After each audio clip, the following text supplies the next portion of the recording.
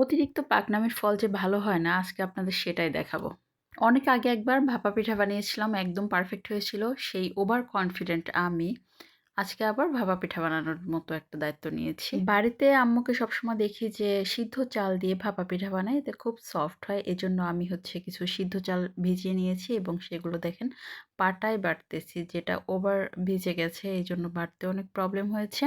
আর আমি এখানে লবণ না দিয়ে চালটাকে পানি দিয়ে না গুলিয়ে এইভাবে একদম শুকনো করিটাকে আমি পিঠা বানিয়ে নিচ্ছি। দেখুন তারপর কি অবস্থা হয়। আমি যখন রাইস কুকারের ঝালির উপরে দিয়েছি তখন ঠিক ছিল, কিন্তু একটু পরেই গিয়ে সব ভেঙে যাচ্ছিল। এ থেকেই বোঝা যায় এক্সপেরিয়েন্সের যে কত মূল্য। অদক্ষ একজন একটা কিছু হুট করে মাতব্বরি করে বানাতে গেলে ঠিক এরকম একটা ব্যাপারই হয়, যেটা আমার সাথে হয়েছে। পাকনামির ফল এটাই।